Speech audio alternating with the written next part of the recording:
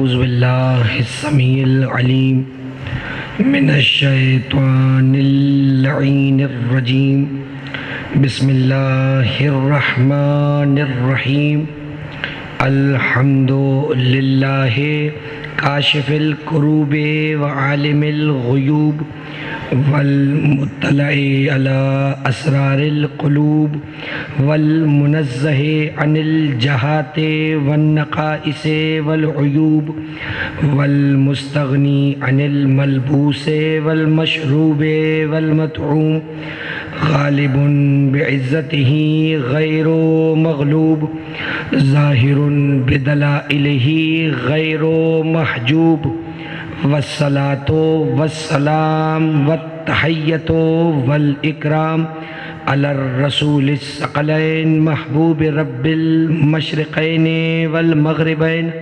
ووسیلتنا فی الدارین جد الحسن والحسین ابی القاسم محمد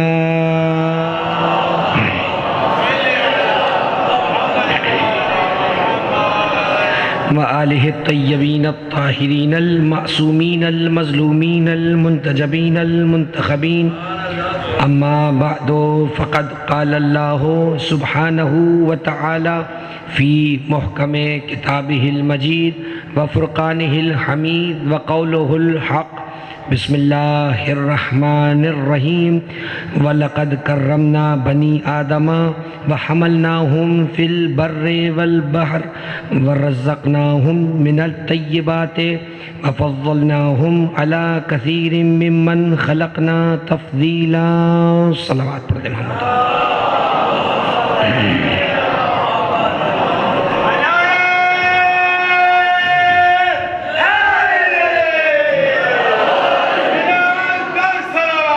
اللہم صلی محمد۔ عزیزان گرامی، 1442 ہجری کا یہ محرم الحرام گزشتہ محرموں سے یقیناً بہت زیادہ مختلف ہے، اور مسلسل جو صورتحال شہر کی مجموعی طور پر اور بارش وغیرہ کی جو صورتحال ہے، اس کے باوجود مجالس اعضاء کا مستقل طور پر مستحکم طریقے سے قائم ہونا اور اتنی ناگفتہ بہ صورتحال میں مومنین کا دور دور سے پابندی سے مجلس میں شریک ہونا اس بات کی نشاندہی کر رہا ہے کہ جتنے بھی مسائل دنیا میں پیدا ہو جائیں، غم امام حسین مؤخر نہیں ہو سکتا۔ یعنی یہ تو ہم نے سنا اور یہ تو ہم نے دیکھا کہ فلاں صاحب نہ پہنچ پائے تو کسی نے پڑھا، لیکن یہ آج تک نہیں سنا کہ فلاں صاحب نہیں پہنچے تو مجلس نہیں ہوئی۔ ایسا دنیا میں بہت کم کہیں سننے میں آیا ہے جو کہ نہ ہونے کے برابر کی کوئی مثال ہے۔ تو یقیناً پروردگار نے یہ شرف ہمیں اور آپ کو بخشا کہ ہم زمین پہ بیٹھ کر ان کا ذکر کر رہے ہیں کہ جن کا ذکر وہ عرش پہ خود کرتا ہے۔ فرش والوں کا اس سے بڑا فخر کیا ہوگا کہ وہ ان کا ذکر کر رہے ہیں کہ جن کا ذکر فرش سے زیادہ عرش پہ ہوتا ہے۔ اور یہ تو ہماری خوش نصیبی ہے کہ ہمیں کچھ ساعات، کچھ لمحات، کچھ لحظے پروردگار نے عطا کر دیے کہ ہم ذکر امام حسین علیہ السلام کرنے کے لیے یہاں پر جمع ہیں۔ اور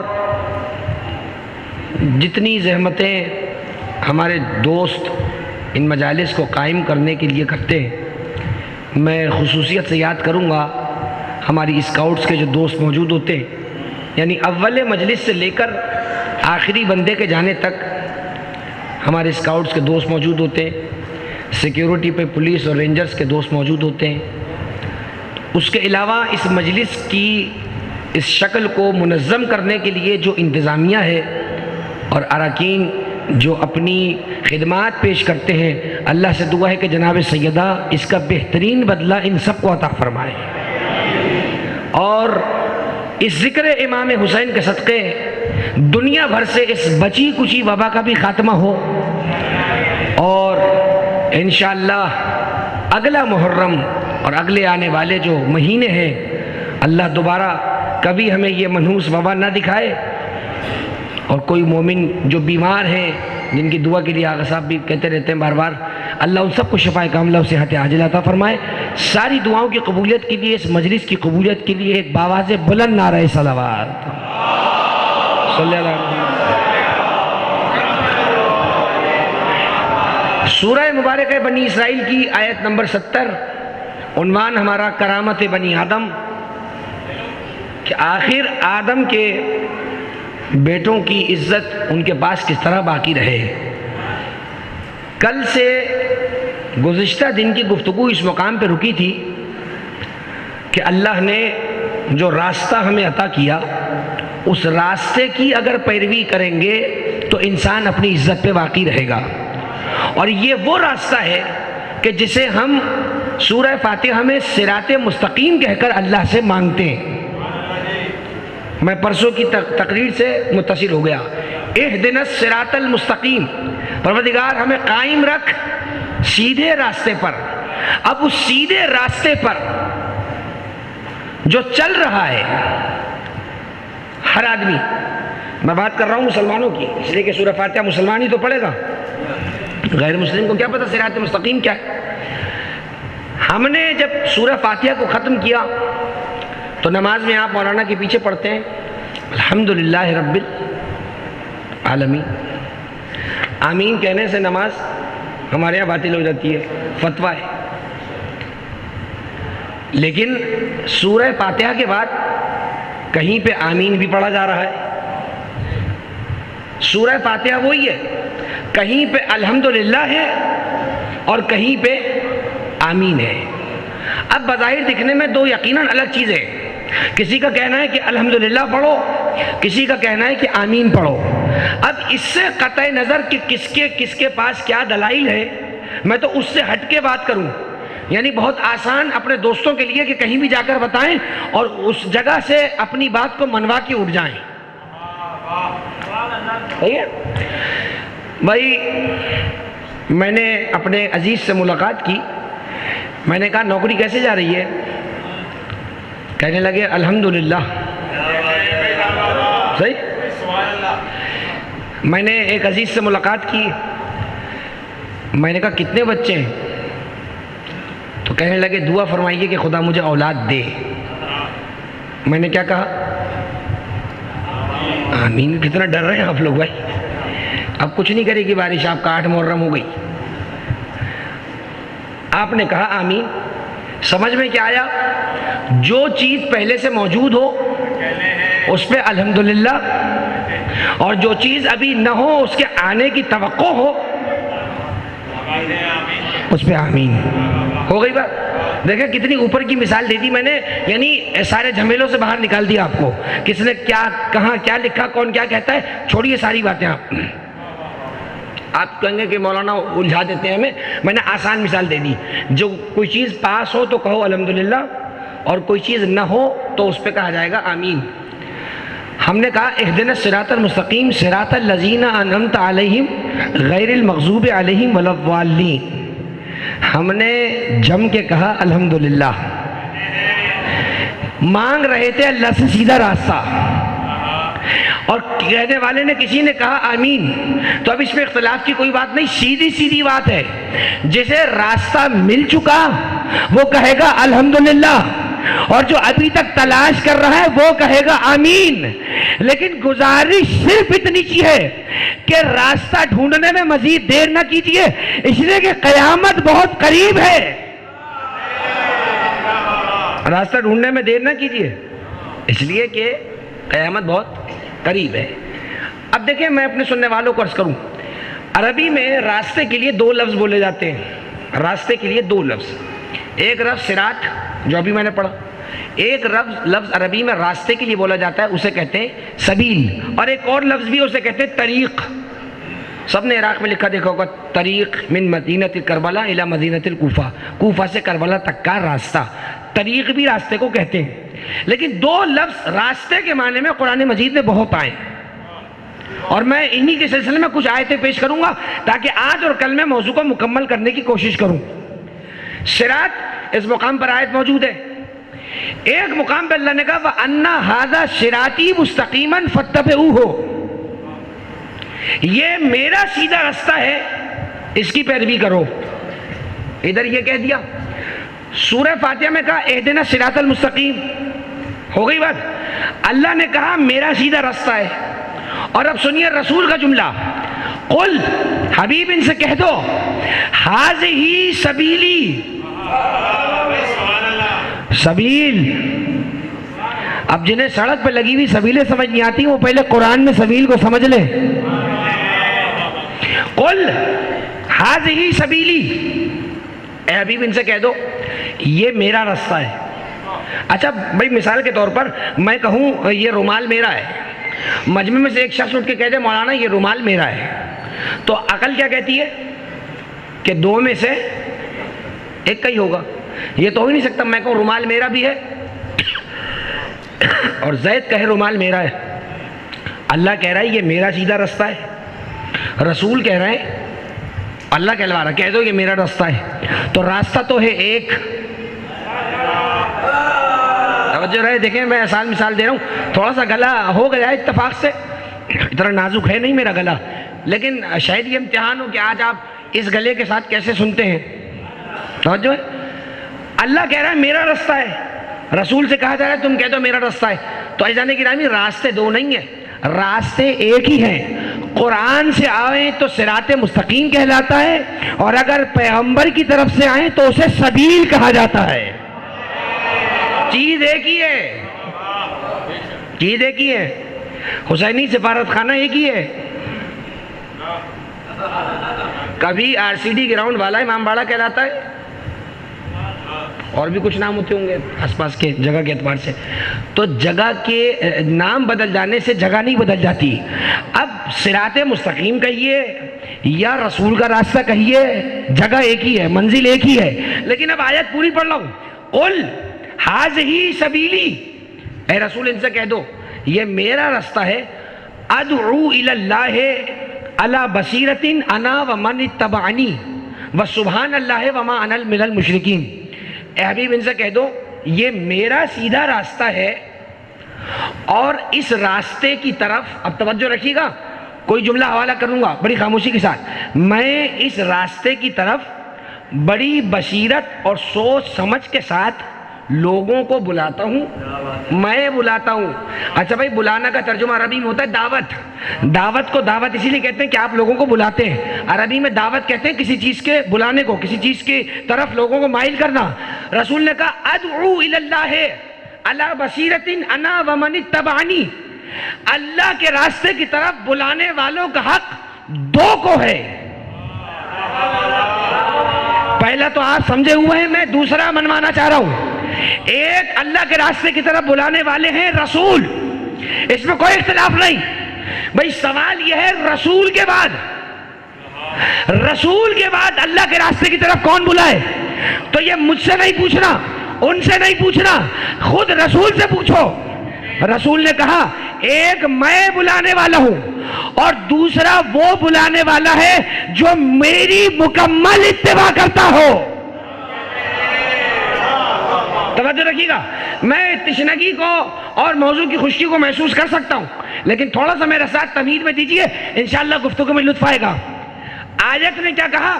اللہ کے راستے کی طرف بلانے والے دو، ایک رسول، دوسرے کا نام نہیں ہے، اس کی عادت لکھی ہوئی ہے. ایک دوسرا وہ ہے جو مجھ محمد کی پوری اتباع کرتا ہے. اب آپ نے کرنا کیا ہے؟ رسول تو واضح ہے، رسول نے کہہ دیا میں بلانے والا ہوں. دوسرے کو تلاش کرنے کے لیے دیکھنا یہ ہے کہ وہ دوسرا رسول کی اتباع کرنے والا کون ہے. دیکھیے گا میں آیتیں پڑھوں گا آپ کے سامنے اور نتیجہ آپ کے حوالے کر دوں گا. اس آیت میں اللہ نے کہا کہ دو بلانے والے، ایک رسول، دوسرا وہ جو پوری اتباع کرتا ہے. اور اب قرآن مجید میں آیت تو آپ نے سنی ہوگی، اطیعوا اللہ و اطیعوا الرسول، اطاعت کرو اللہ کی رسول کی، یعنی رسول کی اطاعت کا حکم بھی ہے. اور سورہ آل عمران نے کہا قل ان کنتم تحبون اللہ فاتبعونی، نبی کی اطاعت بھی کرو، نبی کی اتباع بھی کرو. یعنی مطلب یہ ہوا نبی جو کہے وہ بھی مانو، نبی جو کرے وہ بھی مانو. نبی کے کہے کو ماننے والا بھی مسلمان، نبی کے کرنے والے عمل کی نقل کرنے والا بھی مسلمان۔ اب ایک آیت اور پڑھتا ہوں، سورہ مبارکہ بقرہ، وَاخْفِضْ جَنَاحَكَ لِمَنِ اتَّبَعَكَ مِنَ الْمُؤْمِنِينَ۔ دیکھیں اتباع کی آیتیں مسلسل سنا رہا ہوں۔ حبیب اپنے کندھے کو اس کے لیے جھکا دو جو مومنین میں سے تمہاری اتباع کرتا ہو۔ بھئی آپ شاید لفظ مومنین پہ داد دے رہے ہیں، لیکن ابھی آیت کا ترجمہ کرنا ہے۔ وَاخْفِضْ جھکا دو، جناح کا اپنے کاندھوں کو، لمن اس کے لیے، پھر نام نہیں ہے۔ ادھر بھی کیا تھا؟ ادعو الی اللہ علی بصیرۃ انا ومن، وہاں بھی من کے ذریعے اشارہ تھا، یہاں بھی من کے ذریعے اشارہ ہے، نام نہیں ہے۔ اب اس آیت میں اللہ نے کیا کہا کہ دو ہیں، ایک وہ جو رسول ہے، دوسرا وہ جو رسول کی مکمل اتباع کرتا ہے۔ اور اس آیت میں کیا کہا کہ رسول کی اتباع کرو، رسول کی اتباع کرنا ضروری ہے۔ جو رسول کی اتباع نہیں کرے گا اس کا مطلب وہ مکمل رستے پر نہیں ہے۔ ایک صلوات پڑھے محمد والے محمد کی عظمت۔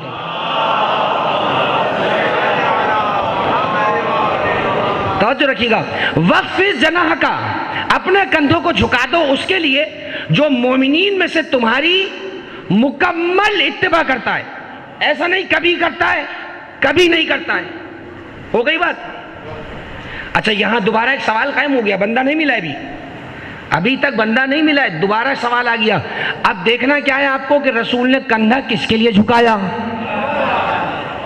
جہاں رسول کا کاندھا جھکا نظر آئے اس کا مطلب وہ رسول کا مکمل اتباع کرنے والا ہے، اور جو رسول کا مکمل اتباع کرنے والا ہو اسے حق ہے کہ وہ رسول کے ساتھ اسلام کی دعوت پیش کرے۔ ہر آدمی کو حق نہیں۔ بھئی یہ اسلام ہے، اس اسلام کے لیے، اس دین کے لیے 1,24,000 نبیوں کو بھیجا، تو جو 1,24,000 نبیوں کے ذریعے دین کو بھیج سکتا ہے وہ قیامت تک کی دعوت کی ذمہ داری ہمیں نہیں دے گا، اپنے نبی کے ذریعے سے دعوت کو پورا کرائے گا۔ یہ دوسری آیت محفوظ کریے گا کہ جو تمہاری پوری اتباع کرے اس کے لیے اپنے کاندھوں کو جھکاؤ۔ تو اب رسول کی زندگی میں صرف یہ دیکھنا ہے کہ رسول کے کاندھے جھکے ہوئے کہاں ملتے ہیں، تو رسول کے کندھے پوری زندگی میں صرف 2 بار جھکے، یا علی کو کاندھوں پر سوار کراتے ہوئے یا حسنین کے لیے ناکا بنتے ہوئے، تیسرا کوئی مقام نہیں ہے۔ یا علی، کاندھے کو جھکایا، علی کو سوار کرا لیا، کاندھے کو جھکایا، علی کو سوار کیا، تاکہ پتہ چل جائے کہ رسول کی مکمل اتباع کرنے والا کون ہے۔ 2 آیتیں ہوئی، اب ایک تیسری آیت پڑھ رہا ہوں، سورہ مبارکہ بقرہ، بسم اللہ الرحمن الرحیم، یا ایھا الذین آمنوا من یرتد منکم عن دینہ فسوف یاتی اللہ قوما یحبونہ ویحبہم۔ اے ایمان لانے والو، تم میں سے جو دین سے پھرنا چاہتا ہے وہ پھر جائے۔ دیکھیں کیسا بے رخا لہجہ ہے قرآن کی اس آیت کا، کہ خدا کہہ رہا ہے تم میں سے جو مرتد ہونا چاہتا ہے ہو جائے۔ پروردگار تو کیا کرے گا دین کا؟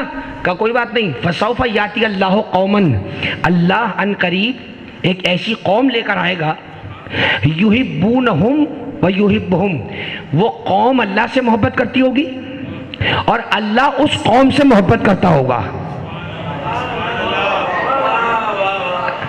بھئی آپ تو سبحان اللہ کہہ رہے ہیں، تیسرا سوال پیدا ہو گیا، اب وہ قوم کہاں سے ملے؟ نام پھر نہیں بتایا، نشانی بتائی۔ اس قوم کی نشانی یہ ہے کہ وہ اللہ سے محبت کرتی ہے، اللہ اس قوم سے محبت کرتا ہے۔ ہو گئی بات؟ اچھا اب یہ قوم کون سی قوم ہے؟ اس کے لیے پھر ایک آیت پڑھتا ہوں جو ابھی پڑھ کے گزرا ہوں، قُلْ إِن كُنتُمْ تُحِبُّونَ اللَّهَ فَاتَّبِعُونِي يُحْبِبْكُمُ اللَّهُ۔ اس قوم کی نشانی یہ ہوگی کہ وہ رسول کی اتباع کر چکی ہوگی، جبھی تو اللہ ان سے محبت کرتا ہوگا۔ اب رکیے گا یہاں پر، جب میں نے لفظ قوم کہا تو آپ کے ذہن میں کیا آیا؟ ایک آدمی یا کئی لوگ؟ کئی لوگ نا، اس میں میرا اور آپ کا قصور نہیں ہے، یہ زبان کا مسئلہ ہے۔ لفظ قوم لفظ قوم عربی میں بولا جاتا ہے کئی لوگوں کے لیے، اور ایسا ہی ہے، ہو گئی بات۔ اچھا لفظ امت کے بارے میں کیا خیال ہے آپ کا؟ امت، امت ایک کے لیے بولا جاتا ہے یا کئی کے لیے؟ کئی کے لیے۔ اب اگر یہ امت میں آپ کو سمجھا سکا تو پھر میں آپ کو قائل کر لوں گا لفظ قوم پر۔ اب میں آیت پڑھتا ہوں قرآن سے حضرت ابراہیم کے لیے۔ ابراہیم ایک ہے یا کئی ہے؟ ایک ہے نا۔ قرآن نے ابراہیم علیہ السلام کے لکھا انا ابراہیم کانا امتن واحدتن، ابراہیم اپنی ذات میں ایک امت تھے۔ آپ کو جواب دیں؟ ابھی آپ نے کہا کہ امت کہتے ہیں کئی کو، بھائی ہم سب الحمدللہ رسول کی امت ہیں، تو ہزاروں میں لاکھوں میں کروڑوں میں ہے نا۔ اور قرآن ابراہیم کو کیا کہہ رہا ہے؟ ابراہیم اپنی ذات میں ایک امت تھے۔ اس کا مطلب کیا ہوا؟ خدا کی جو حجت ہوتی ہے اس کی ذات اتنی وسیع ہوتی ہے کہ سب اسے چھوڑ بھی جائیں وہ اپنی ذات میں امت ہوتا ہے۔ شاید میں جملہ اپنے سننے والوں تک پہنچا سکوں۔ انا ابراہیم کانا امتن واحدہ، ابراہیم اکیلی امت تھے، تنہا ایک تھے مگر امت تھے۔ تو اب یہ لفظ قوم سمجھنا آپ کے لیے آسان ہو جائے گا۔ اب وہ قوم کون سی ہے کہ جس قوم کو اللہ بھی چاہتا ہے اور وہ قوم اللہ کو بھی چاہتی ہے؟ بھائی اس وقت اس احاطے میں بیٹھا ہوا کوئی آدمی اس بات کا منکر نہیں ہوگا کہ وہ اللہ کو نہیں چاہتا۔ سب کا دعویٰ ہے کہ ہم اللہ کو چاہتے ہیں، لیکن اب میں ہاتھ جوڑ کے آپ سوال کروں، آپ کے پاس اس بات کی دلیل ہے کہ اللہ آپ کو چاہتا ہے؟ ہے کوئی دلیل ہے؟ بھائی میں بھی شامل ہوں اس احاطے میں، تو میں بھی بیٹھا ہوں نا، میں اپنے آپ کو بھی اس سوال میں ملوث کر رہا ہوں، اس سے باہر میں نہیں ہوں۔ بھائی مجھ سمیت آخری بیٹھے ہوئے عزیز تک کا دعویٰ ہے کہ میں اللہ کو چاہتا ہوں، لیکن پلٹ کے سامنے والا کہے مولانا اللہ آپ کو چاہتا ہے، اب مولانا خاموش، کیا جواب دے؟ اگر وہ کہتے ہاں تو کہے گا دلیل، دلیل تو ہے نہیں۔ اور اللہ قرآن میں کیا کہہ رہا ہے؟ میں ایسی قوم لاؤں گا جو اللہ کو چاہتی ہوگی، اللہ اسے چاہتا ہوگا۔ بس توجہ رہے، اس جملے میں توجہ رہے، تو میں پھر قریب ہوں اپنے آج کے موضوع کے، لیکن گفتگو وقت میں تمام ہو جائے۔ اب کہاں ملے وہ قوم؟ میں نے بھی کہہ دیا قوم بعض اوقات افراد بھی ہوتے ہیں، قوم بعض اوقات فرد بھی ہوتا ہے، میں نے مثال قرآن سے دے دی آپ کو۔ اب اس آیت کی دلیل قیامت تک مسلمانوں کو نہ ملتی اگر رسول نے یہ نہ کہا ہوتا کہ کل علم اسے دوں گا جو مرد ہوگا، کرار ہوگا۔ بھئی اب آگے کا جملہ سنیے، وہ اللہ اور اس کے رسول کو چاہتا ہوگا، اللہ اور اس کے رسول اسے چاہتے ہوں گے۔ یہ ہے دلیل۔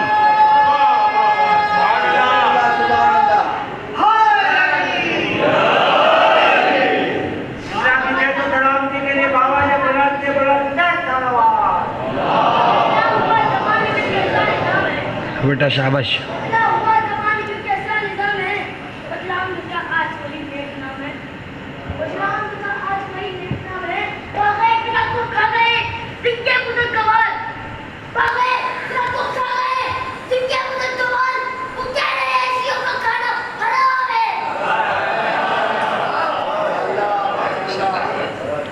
جیتے رہو۔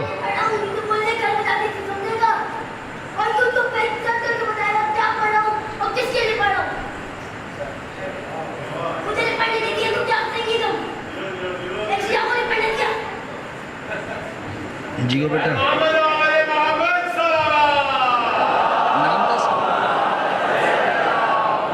جیو بیٹا، جیتے رہو۔ بھائی اس بچے کے والد یا بھائی کوئی موجود ہے؟ بھائی اس بچے کے والد اور بھائی سے میری طرف سے پیغام ہے کہ اس بچے کا خاص خیال رکھیں، اور یہ بچہ بہت خدمت کرے گا قوم کی، ماشاءاللہ۔ تو اب آپ نے غور کیا، عجیب ہے ذکر خیبر کا، پتہ نہیں کیا ہو جاتا ہے لوگوں کو۔ ابھی آپ کے سامنے ہی ہے، 1400 سال بعد ایک علی کے ماننے والے کا یہ حال ہے، سوچ کے خود مولا علی کا کیا حال ہوگا۔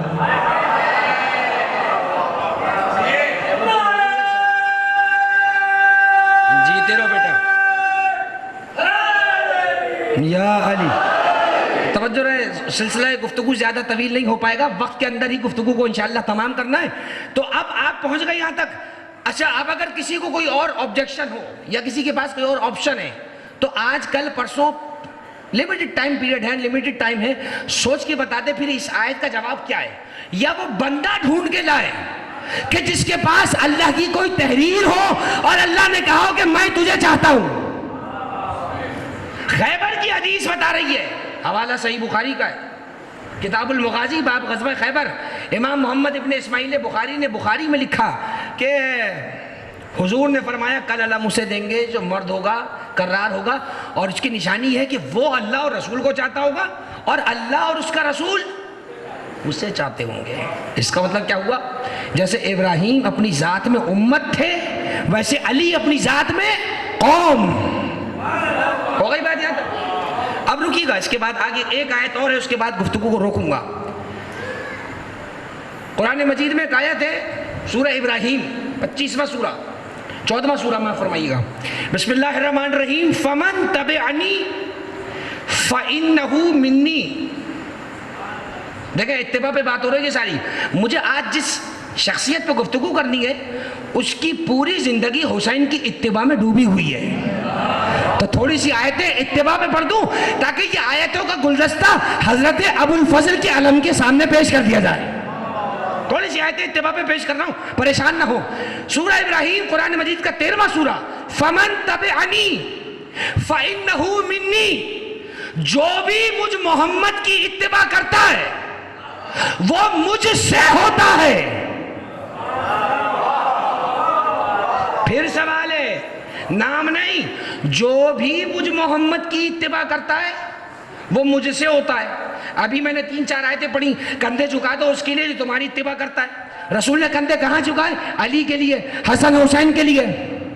اس کا مطلب کوئی اور اتباع کرتا ہوتا تو رسول کو کاندھا جھکانا چاہیے تھا، کسی اور کی طرف کاندھا نہ جھکانا۔ بتا رہا ہے کہ جتنی اتباع حضور کی علی حسن و حسین نے کی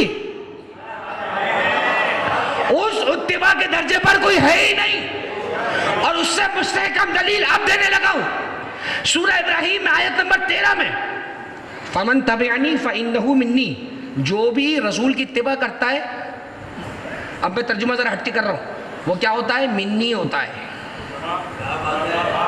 فمن تبعنی، جو بھی مجھ محمد کی اتباع کر لے گا، فإنہ منی، وہ مجھ سے ہوگا۔ اب آپ نے کیا کرنا ہے؟ آپ نے یہ دیکھنا ہے صرف منی والے کون ہیں، حضور نے منی کس کس کو کہا ہے۔ میں کاغذ قلم لے کے نکلا، علی کے دروازے پہ پہنچا، حضور کہتے ہوئے نظر آئے، علی منی وانا منہ، علی مجھ سے میں علی سے۔ ہو گئی بات؟ حسن مجتبیٰ کے دروازے پہ پہنچا، حضور نے کہا حسن منی وانا منہ، حسن مجھ سے میں حسین سے۔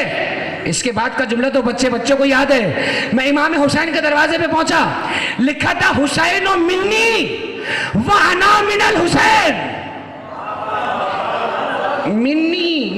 منی کا ترجمہ مجھ سے۔ آیت کیا کہہ رہی ہے؟ جو بھی حضور کی اتباع کرے گا وہ حضور سے ہوگا، اور ہمیں حضور سے صرف یہی ملے اور کوئی نہ ملا۔ اب یہ معاملہ کیا ہے؟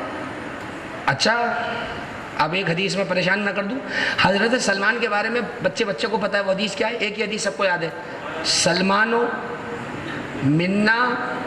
اچھا، منی اور منا چیز ایک ہی ہے، منی ایک کے لیے، منا ہم کے لیے۔ سلمان و منا اہل البیت، سلمان ہم اہل بیت سے ہیں۔ اچھا، ہم تو سمجھ رہے تھے ابھی تک بات علی حسن حسین تک رک جائے گی، فاطمہ تو بضعۃ منی۔ حضرت سلمان کے لیے بھی حضور نے فرما دیا سلمان و منا اہل البیت۔ کمال ہو گیا۔ حضرت کمیل ابن زیاد جن کی دعائے کمیل مشہور ہے، حضرت کمیل کے بارے میں مولا علی نے کہہ دیا، یا کمیل لا تأخذ الا انا فتکم منا۔ حضرت علی نے کہہ دیا، حضرت علی نے فرمایا کمیل اگر ہم سے دین لوگے تو ہم سے ہو جاؤ گے۔ یعنی دروازہ اور بڑا ہو گیا، اب جو بھی علی سے دین لیتا رہے اس کا مطلب وہ علی سے۔ توجہ رہے، حدیث قصہ سب کو یاد ہے۔ حدیث قصہ کے اندر چادر کے نیچے امام حسن گئے، امام حسین گئے، جناب سیدہ تھی۔ ایک مرتبہ حضرت ام سلمہ نے آنا چاہا، ساری تفسیروں میں لکھا ہوا ہے، ذمہ داری کے ساتھ کہہ رہا ہوں، ساری تفسیروں میں لکھا ہے حضرت ام سلمہ نے آنا چاہا، حضور نے کپڑا کھینچ لیا، فرمایا انتی علی خیر ولا من اہل البیت، کہا تم بہترین ہو مگر اہل بیت میں نہیں ہو، یہ چادر تنی ہے اہل بیت کے لیے۔ توجہ رہے، کتنا خطرناک مرحلہ ہے۔ اتنی بڑی پاک دامن بی بی جسے حسین نے آخر وقت تک نانی کہا، جس کے پاس اپنی بیٹی کو چھوڑ کے حسین گئے، وہ بی بی ام سلمہ سلام اللہ علیہا، کیا کہا؟ چادر کا کونا کھینچ لیا، کہا آپ بہترین ہیں مگر اہل بیت میں نہیں ہے۔ اچھا بھائی، ایک سوال تو پیدا ہوتا ہے کہ جب بہترین تھی تو اہل بیت پہ کیوں نہ آئی؟ تو جواب آئے گا اہل بیت بہترین سے بھی اوپر کی چیز ہے۔ بہترین تو صبح شام بہت کچھ ہوتا رہتا ہے، فرمایا آپ بہترین ہیں مگر اہل بیت میں نہیں ہیں۔ اب مجھے بھی مسلمانوں کی ضدیں سمجھ نہیں آتی، بھائی فیصلہ تو رسول نے خود کر دیا کہ جب وہ بہترین ہو کر اہل بیت میں نہ آ سکی تو کوئی بدترین اہل بیت میں کیسے آ گیا؟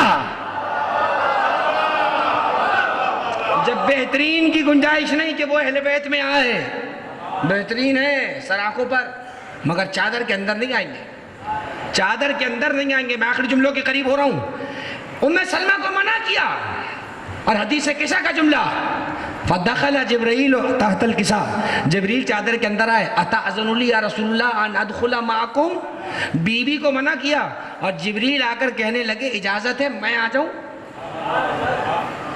میں نے کہا یا رسول اللہ یہ بی بی کو منع کیوں کیا؟ کہنے لگے بات یہ اس چادر میں سب وہ ہیں جو منی والے ہیں، گن لیجئے گا، فاطمہ بضعۃ منی، علی منی، حسن منی، حسین منی۔ میں نے کہا یا رسول اللہ یہ جبریل منی والا کب سے ہو گیا؟ وہ گھر میں رہ کر منی نہ ہو سکی؟ جبریل تو آسمانوں پہ رہتے ہیں۔ آواز آئی تم احد کا میدان بھول گئے؟ جب علی بڑھ بڑھ کے حملے کر رہے تھے اس وقت جبریل اترا اور مجھ پر سلام بھیج کے کہنے لگا یا رسول اللہ آپ کا بھائی آپ کی محبت میں کیسے جان قربان کر رہا ہے؟ تو اس وقت ہم نے کہا تھا کیسے نہ کرے، وَهُوَ مِنِّي وَأَنَا مِنْهُ، علی مجھ سے ہے میں علی سے ہوں۔ جبریل نے موقع غنیمت دیکھ کے فوراً کہا وَأَنَا مِنْكُمَا یا رسول اللہ، اور میں آپ دونوں کا غلام ہوں۔ جبریل بھی من والے ہیں، اس چادر میں صرف وہ آئیں گے جو من والے ہیں، من والے ہیں۔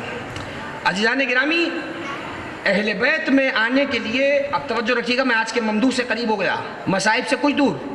آج جس ممدوح کا ذکر ہو رہا ہے وہ اگرچہ جناب زہرا کی بطن مبارک سے نہیں، لیکن علماء نے یہ جملے لکھے کہ حضرت عباس کے رتبے میں ذرہ برابر کمی نہیں ہے۔ ذمہ داری سے کہہ رہا ہوں، حضرت عباس کے رتبے میں ذرہ برابر کمی نہیں ہے۔ ایک شخص کا واقعہ علامہ محمدی اشتہاردی نے سوگنامہ آل محمد میں لکھا کہ ہفتے میں 6 دن سید الشہداء کی زیارت کو جاتا تھا، 1 دن سیدی ابو الفضل کی زیارت کو جاتا تھا، چھوٹے حضرت کی زیارت کو۔ خواب میں جناب سیدہ تشریف لائی، اس نے سلام کیا، ابھی مصائب نہیں ہے، اس نے سلام کیا، بی بی نے جواب دیا، فرمایا زرتا ابنی ابا عبداللہ ولا تزور ابنی العباس، جو لفظ حسین کے لیے بولا وہی لفظ عباس کے لیے بولا ہے۔ فرمائے تو میرے بیٹے حسین کی زیارت کو روز جاتا ہے اور میرے بیٹے عباس کی زیارت کو روز کیوں نہیں جاتا؟ پریشان ہو گیا، خواب سے بیدار ہوا، ایک عالم سے خواب بیان کیا، اس عالم نے کہا اس کی تعبیر یہی ہے کہ جو مقام زیارت کے باب میں حضرت سید الشہداء کا ہے وہی مقام حضرت ابو الفضل کا ہے، بلکہ زیارت کے آداب میں ہے کہ کربلا پہنچو تو پہلے ابو الفضل کی بارگاہ میں حاضری دو، پہلے سید الشہداء کی بارگاہ میں نہیں، اس لیے کہ عباس کا روزہ حسین کے روزے سے پہلے بالکل ایسے ہے جیسے عباس کا خیمہ حسین کے خیمے سے پہلے اور آقا کے خیمے میں جانے سے پہلے اس کے غلام سے اجازت لو. جو حسین کا غلام ہے ہمارا آقا ہے. یہ آداب سید الشہداء ہے. کربلا کی زیارت کے آداب میں ہے کہ پہلے ابو الفضل کی زیارت کو جاؤ. آج دل چاہ رہا ہے کہ میں کچھ فقرات امام کی زیارت کے جو امام نے خود سیدی ابو الفضل کے لیے ارشاد فرمائے، میں کوئی جملہ بتاؤں، میں کوئی نکتہ پڑھوں وہ اور ہے. معصوم زبان سے اگر حضرت عباس کے لیے کوئی جملہ نکل جائے وہ سونے سے لکھے جانے کے قابل ہے. سنیے کا جملہ چوتھے امام کا جملہ ہے. اور اس حدیث کا آخری ٹکڑا جو ابھی میں پڑھوں گا، کربلا میں جو مقام کف ایسر ہے جہاں حضرت ابو الفضل کا بایاں بازو قطع ہوا تھا، اس کے اندر جالیوں میں دیوار پہ یہ حدیث لکھی ہوئی ہے. چوتھے امام ارشاد فرماتے ہیں انا صلوات پڑھیں میں امام کی عظمت پہ باوزا اللہم صلی علی محمد. بس اپنے وقت میں گفتگو کو تمام ہو جانا ہے. چوتھے امام کی حدیث سے بڑی انہماک کے ساتھ، بڑی توجہ کے ساتھ نوجوان خاص طور پہ سماعت فرمائیں تاکہ حضرت ابو الفضل کی سیرت سے ہم کچھ پھول حاصل کر سکیں. حضرت عباس کی سیرت سے ہمیں کیا لینا ہے؟ چوتھے امام فرماتے ہیں انا اشد ساعت یوم الاحد ساعت التی قتل فیہ حمزۃ ابن عبد المطلب. ہماری ساری کتابوں میں حدیث لکھی ہوئی ہے، یہ ساری کتابوں میں. چوتھے امام نے فرمایا احد کے میدان میں سب سے سخت گھڑی حضور پہ وہ تھی جب ان کے چچا حمزہ قتل ہوئے. ایسا ہے کہ نہیں ہے؟ حضرت سید الشہداء امیر حمزہ سلام اللہ علیہ، ٹھیک ہے، حضرت امیر حمزہ جب شہید ہوئے حضور کے لیے بڑی پریشانی کی، کیونکہ چچا تھے آپ کے، شیر کہے جاتے تھے. حضرت حمزہ کا لقب تھا اسد اللہ و رسول ہی، اللہ اور اس کے رسول کا شیر.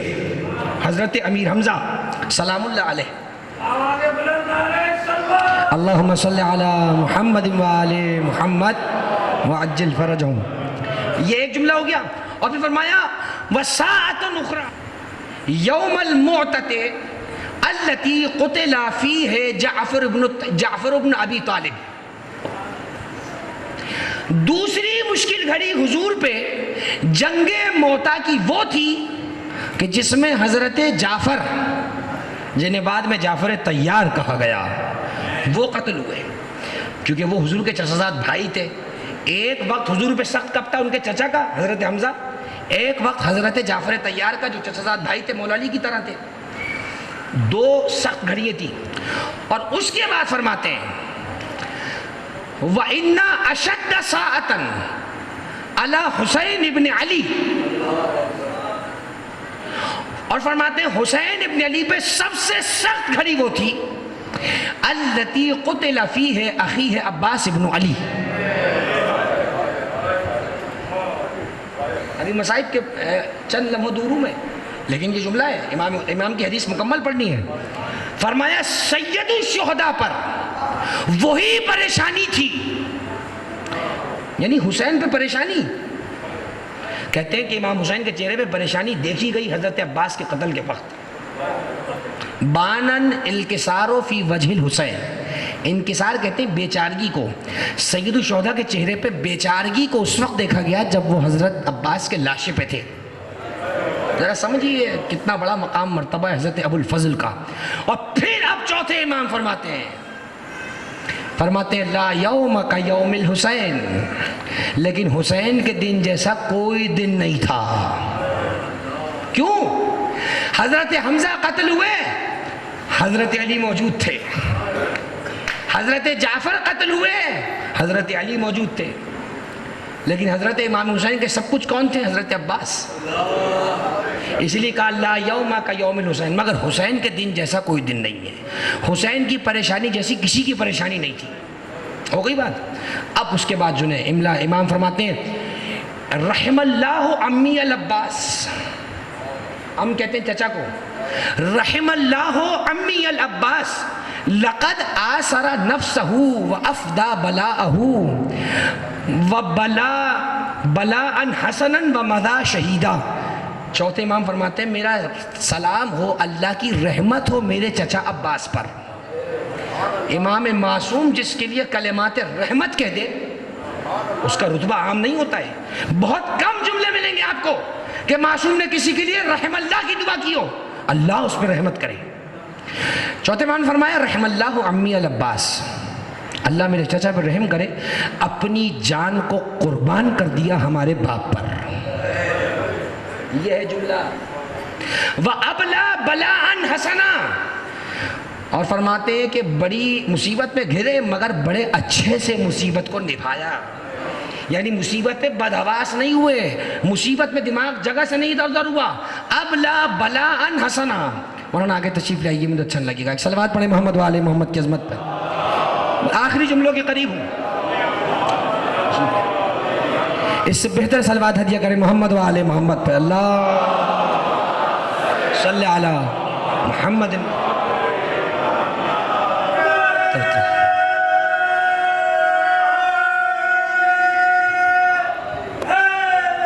یا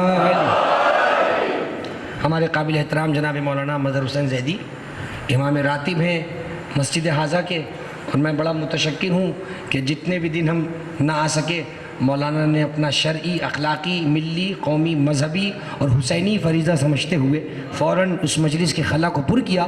اور میں ابھی یہی کہہ رہا تھا مولانا کہ کسی کے آنے نہ آنے سے مجلس اعضاء نہیں رکتی، تو میں انتہائی متشکر اور ممنون ہوں ہمارے برادر فاضل امام راتب مسجد حاضہ کے. اللہ ان سمیت ہمارے تمام علماء اور ذاکرین کا سایہ سروں پہ تادیر قائم فرمائے.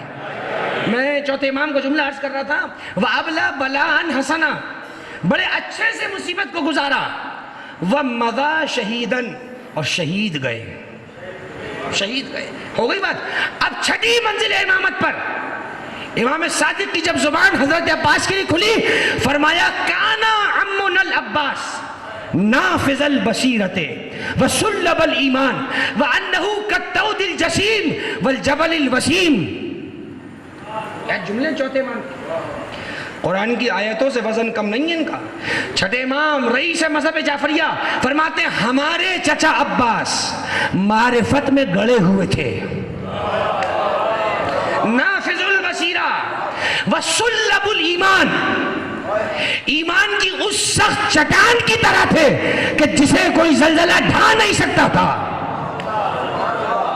سلب الایمان وہی ہو سکتا ہے جس کا باپ کل ایمان ہو، جس کا باپ کل ایمان ہو اس کا بیٹا سلب الایمان ہوتا ہے، ایمان میں چٹان کی طرح. وَأَنَّهُ كَالطَّوْدِ الْجَسِيمِ، عباس کا جسم کسی پہاڑ کی مانند تھا جسے عبور کرنا بہت مشکل تھا، عباس کو قابو کرنا ناممکن تھا. وَرَجُلٌ وَسِيمٌ، رجل وسیم، وسیم اس مرد کو کہتے ہیں جو اپنے چال چلن میں کردار میں سیدھا سادہ ہو. یہ اشارہ ہے عباس کی شرافت کی طرف. ہو گئی بات یاد. چوتھے امامی کا جملہ ایک مرتبہ مدینے کا واقعہ ہے جب کربلا گزر چکی. فنظر الامام علی بن حسین الی عبید اللہ ابن عباس، مولا عباس کے ایک بیٹے تھے فضل سے چھوٹے، اس کا نام تھا عبید اللہ، چھوٹے سے تھے. اللہ اکبر. چوتھے امام کی ایک مرتبہ نگاہ پڑی حضرت عباس کے بیٹے پر.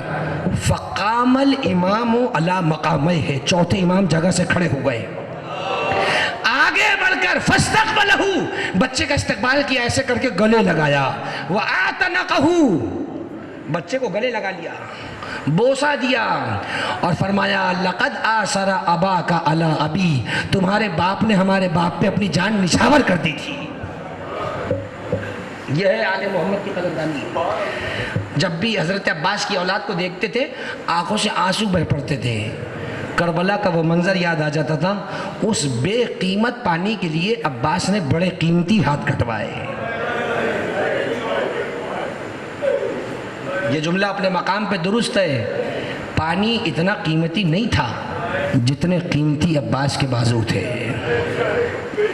اسی لیے کسی شاعر نے کہا تھا کہ چہرے تمام گرد غریبی سے اٹ گئے، دو ہاتھ کیا کٹے کہ سبھی ہاتھ کٹ گئے. چہرے تمام گرد غریبی سے اٹ گئے، دو ہاتھ کیا کٹے کہ سبھی ہاتھ کٹ گئے. یہ علم پہ جو پنجہ ہے یہ یاد ہے اس داستان کی. ایک وفادار اپنا وعدہ نبھانے کے لیے جا رہا ہے. جب سب کے لاشیں اٹھا کے حسین لا چکے، عباس ایک مرتبہ تنگ سینہ ہے، سینہ تنگ ہے میرے مولا عباس کا، گھبرائے ہوئے ہیں کہ آخر مجھے اجازت کیوں نہیں مل رہی۔ ایک مرتبہ سید الشہداء کے خیمے میں گئے، حضرت امام حسین سر جھکائے بیٹھے ہیں، لاشوں پہ لاشیں لا چکے ہیں۔ حضرت عباس کو دیکھا، جگہ سے کھڑے ہو گئے، کہا عباس کیسے آنا ہوا؟ آواز دے کر کہا یا ابا عبداللہ قد ضاق صدری، اے آقا اب میرا سینہ بڑا گھٹا چلا جا رہا ہے، میں دیکھ رہا ہوں دشمن آپ پر حملے پہ حملے کر رہا ہے، آپ لاشوں پہ لاشیں اٹھا کے لا رہے ہیں، کیا عباس کو اب اذن وغا نہیں مل سکتا؟ ایک مرتبہ آواز دے کر کہا تم تو میرے لشکر کے علمدار ہو۔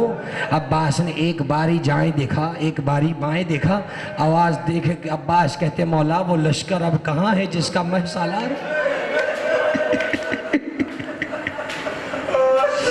خدا آپ کو کوئی غم نہ دے سوائے غم حسین کے، خدا بہنوں کا پردہ ہمیشہ سلامت رکھے۔ عباس ڈھارس کا نام ہے، عباس آس کا نام ہے۔ باب الحوائج لقب ہے حضرت ابو الفضل کا۔ میں سارے سننے والوں سے کہوں گا جس کی جو حاجت جو پریشانی ہو حضرت عباس کے دروازے سے اللہ کے پاس بھیجے۔ علماء بتاتے ہیں چونکہ عباس کی آخری خواہش بھی پوری نہیں ہو پائی تھی، اور آخری خواہش کل یہ تھی کہ پانی خیموں میں پہنچ جائے، اللہ نے عباس کے نام کو یہ اعجاز دے دیا، اب قیامت تک جو عباس کا نام لے کے مانگے گا اللہ اسے عطا کر دے گا۔ عزادارو عباس کو اذن وغا تو نہیں ملا، لیکن ایک مرتبہ آواز دینے کے بعد علم حسین نے ہاتھ میں اٹھایا اور زینب سے کہا کہ ذرا جا کر پوچھو آج یہ علم باقی ہے، بتاؤ یہ علم کسے دیا جائے؟ جناب زینب نے آواز دے کر کہا بھیا میرے بھائی عباس سے بہتر علم کے لیے کوئی نہیں ہے۔ یہ علم کا پھریرا یاد ہے جناب زینب کی چادر کی، یہ مشک یاد ہے جناب سکینہ کی پیاس کی۔ زینب کے ہاتھوں سے عباس کو علم ملا، عباس ایک مرتبہ پھر زینب کے مقروض ہو گئے، اے بہن حکم کرو کوئی قرض ہے جو عباس اتار سکتا ہو؟ ایک مرتبہ خیمے میں بلا لیا، آواز دے کر کہا بیبیوں مدینے سے چلی تھی عباس کا آسرا تھا، اب میرا عباس مرنے کے لیے میدان کربلا میں جا رہا ہے، ہو سکے تو زینب کو معاف کر دینا، اب خدا جانے ہمارا پردہ کب تک کے لیے باقی ہے۔ یہ کہنے کے بعد عباس کو اجازت ملی، عباس نے اپنا علم جھکایا، سکینہ نے مشک کو باندھ دیا۔ علامہ اظہر حسین زیدی پڑھا کرتے تھے کہ یہ مشک اب علم سے قیامت تک اس لیے نہیں کھل سکتی کیونکہ جس نے باندھا تھا وہ ہاتھ کٹا کے دریا کے کنارے سو گیا۔ خدا آپ کو کوئی غم نہ دے سوائے غم حسین کے، ہاتھوں والے ہیں، ہاتھ سلامت ہیں، ذرا عباس کے کٹے ہوئے ہاتھوں کا تصور کرنا، ہم اٹھنے بیٹھنے کے لیے ہاتھوں کا سہارا لیتے ہیں۔ سلام ام البنین کے بیٹے پر، چہرے کے بل گھوڑے سے زمین پر آئے، ہاتھ نہ تھے جو زمین پر رکھتے۔ اجرکم علی اللہ، بڑی قیامت کی رات ہے، جناب زینب کو پرسہ دینا ہے، جناب ام البنین کو پرسہ دینا ہے، جن کے چاروں بیٹے کربلا میں قربان۔ مدینے میں کوئی ام البنین کہتا تھا، آواز دے کے کہتی تھی وَلَا تَدْعُونِي وَيْكَ ام البنین، آج کے بعد مجھے کوئی بیٹوں کی ماں نہ بولے، میرے سارے بیٹے کربلا میں سو گئے، اب مجھے کوئی ام البنین نہ پکارے۔ بس عزادارو چند جملے شہادت کے پڑھوں گا۔ عباس کو اجازت ملی، سکینہ نے کہا اے چچا میری مشق لیتے جائیے، بچے کب سے پیاسے ہیں۔ ایک مرتبہ علم کو لے کر میدان میں نکلے، عباس اپنے گھوڑے پہ بیٹھے اور عباس نے گھوڑے کو ایڑ لگائی، لشکر تتر بتر ہو گیا، عباس فرات کے کنارے پہ پہنچے۔ آج بھی ابو الفضل کے روزے کا دروازہ باب القمی جو ہے، اصل نہر القمہ اسی مقام پر بہتی تھی۔ آج موجودہ نہر فرات جو آپ دیکھتے ہیں یہ وہ مقام نہیں ہے جہاں عباس کے بازو قلم ہوئے، باب القمی وہ دروازہ ہے۔ میں نے عراق کے علماء سے سنا، اکثر علماء کو میں نے دیکھا کہ جب بھی امام حسین کے حرم کی طرف سے سڑک سے آتے ہیں باب القمی کے پاس رک کر کچھ دعا کرتے ہیں۔ علماء فرماتے ہیں کہ باب القمی وہ ہے یہاں رک کر جو دعا مانگی جائے وہ دعا ضرور قبول ہو جاتی ہے۔ اس کی وجہ یہ ہے کہ یہی وہ مقام تھا جہاں کھڑے ہو کے عباس کہہ رہے تھے پروردگار تھوڑی سی سانسیں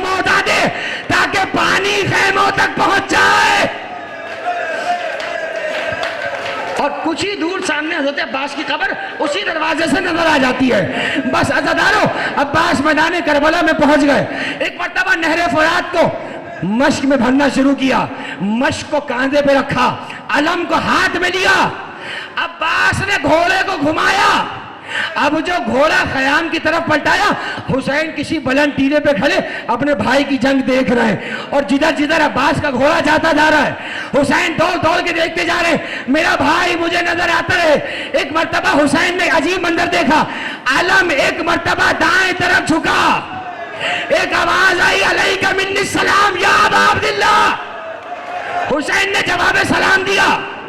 دوسری مرتبہ دیکھا علم بائیں جانب کی طرف جھکا. حسین تیزی کے ساتھ منظر کو دیکھ رہے تھے. اب جب حسین ذوالجناح پہ عباس ذوالجناح پہ نظر نہیں آئے, حسین تیزی سے گھوڑے پہ بیٹھے, مرتجس کی لگام کو کھینچا, آواز دی گھوڑے مجھے جلدی بھائی کے لاشے پہ پہنچا دے. گھوڑا راستے میں رک گیا. حسین نے چہرے پہ ہاتھ پھیرا, اے مرتجس یہ رکنے کا وقت نہیں ہے, میرا عباس مصیبت میں ہے. خدا آپ کو سلامت رکھے, خدا ہماری ماں بہنوں کا پردہ آباد رکھے. گھوڑا ہنہنانے لگا, منہ نیچے کر کے کہتا ہے یا سیدی اما تنظروا الی الارض, مولا ذرا نیچے تو دیکھیے, عباس کا کٹا ہوا بازو پڑا ہے. بازو کو اٹھایا, ابا میں رکھا, کچھ آگے بڑھے, مقام کف ایمن پہ پہنچے, عباس کا سیدھا ہاتھ. اب جو علقمہ کے کنارے پہ پہنچے, عباس اپنے خون میں غلطا.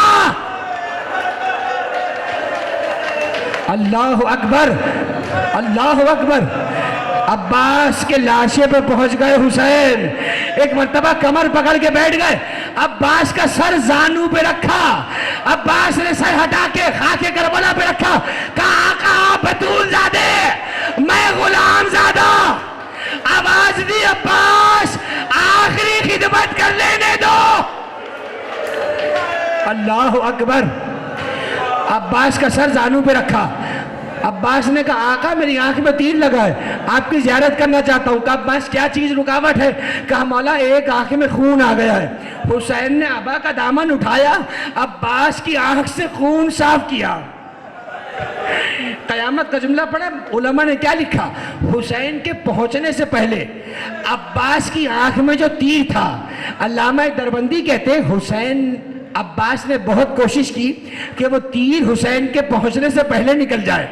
جملہ سنیں گے کیا ہے, کہتے ہیں عباس دو زانو ہو کے بیٹھے, اپنے گھٹنوں کے بیچ تیر کو دبایا اور چاہا کہ کھینچے, بڑی طاقت لگائی, مگر چونکہ ہاتھ نہ تھے تیر نہ نکل سکا. عباس نے چہرے کو ہلایا, امامہ سر سے گر گیا, مگر تیر آنکھ سے نہ نکلا. آنکھ سے خون جاری ہوا.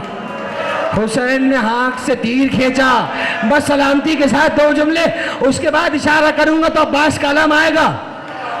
عباس کا سر زانو پہ رکھا, عباس کی ہچکی بلند ہوئی. حسین نے کہا عباس ذرا رکو. کہا بھیا کیا بات ہے؟